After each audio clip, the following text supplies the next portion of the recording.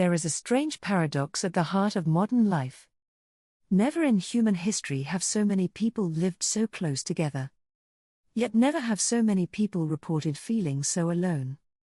Millions of people wake up surrounded by neighbors they do not know. They travel through crowded stations without speaking. They work alongside colleagues they rarely meet in person. They return home to apartment buildings containing hundreds of residents and recognize almost none of them. And somewhere along the way, something changed. The question is not whether modern life has made us wealthier. In many ways it has.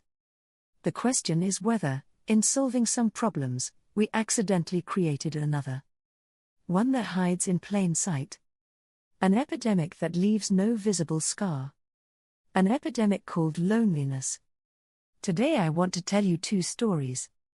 Both are true to life. Both could happen almost anywhere. And together they reveal something deeply unsettling about the world we have built around ourselves. Story 1. The woman nobody noticed. In the winter of 2017, residents of a large apartment block noticed something unusual. A letter remained behind a door. Then another. Then another. Weeks passed. The pile grew larger.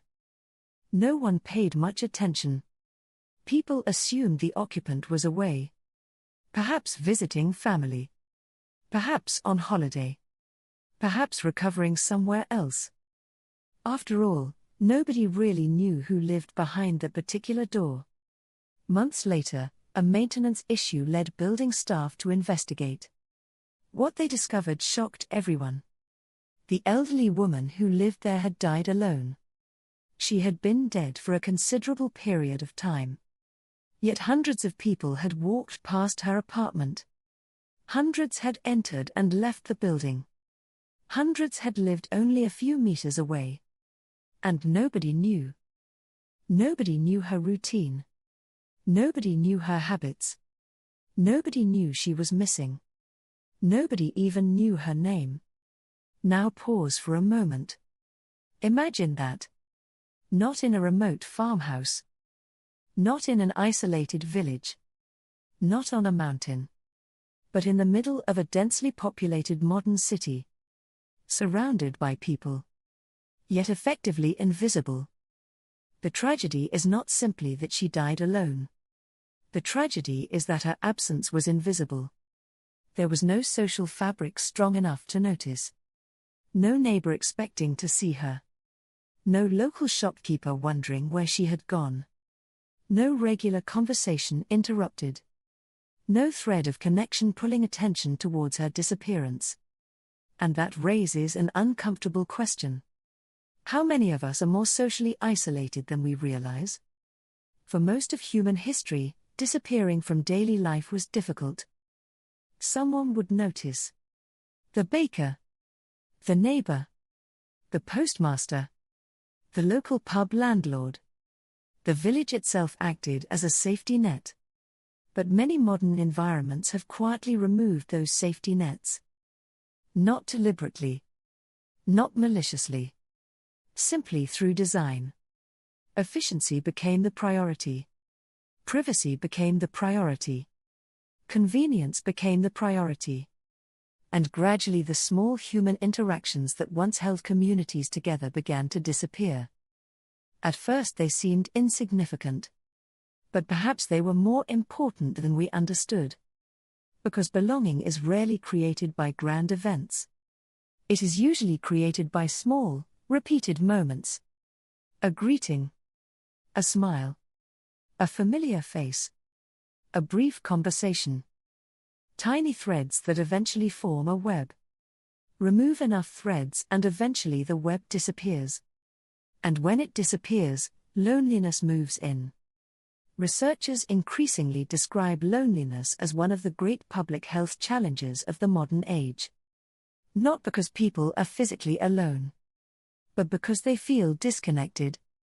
And feeling disconnected may be far more damaging than we once believed. Studies have linked chronic loneliness to increased risks of anxiety, depression, sleep disorders, cardiovascular disease and cognitive decline. Human beings are social creatures.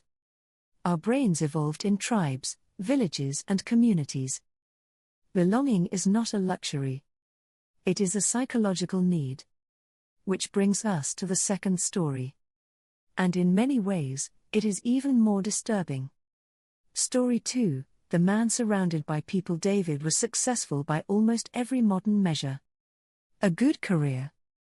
A modern apartment. Financial security. A busy city life. Every morning he left his apartment and entered a world filled with people. Thousands of people. He passed them on the pavement. Sat beside them on trains. Worked among them in offices. Queued with them in coffee shops. His city contained millions of residents. Yet one evening, sitting in his apartment, he realized something startling. There was nobody he could call. Nobody. Not one person he felt comfortable phoning simply to talk. No neighbor. No close friend nearby. No regular social circle. No local community. Nothing. At first he dismissed the thought. But the more he reflected upon it, the more disturbing it became. How had this happened? How could someone be surrounded by millions of people and still feel completely alone? The answer was gradual. It happened over years. The local pub closed. People moved away. Work became increasingly digital. Conversations became shorter. Social media created the appearance of connection without always providing the reality. Relationships became fragmented. Neighborhoods became more transient. Everyone was busy. Everyone was rushing somewhere. Everyone seemed connected. Yet fewer people felt they truly belonged. And David discovered something researchers now understand very well. Loneliness is not about the number of people around you. It is about the depth of connection between you and them. You can sit alone on a mountain and feel perfectly content. Or stand in the middle of a crowded city and feel desperately isolated. The difference is belonging. The difference is knowing that you matter to someone. And that someone matters to you. Throughout history, communities emerged naturally. Markets. Churches. Village greens. Working men's clubs. Local sports clubs. Community halls. Neighborhood shops. These places were what sociologists now call third places. Places that were neither home nor work. Places where people gathered naturally. Places where friendships formed. Places where trust developed. Places where people belonged.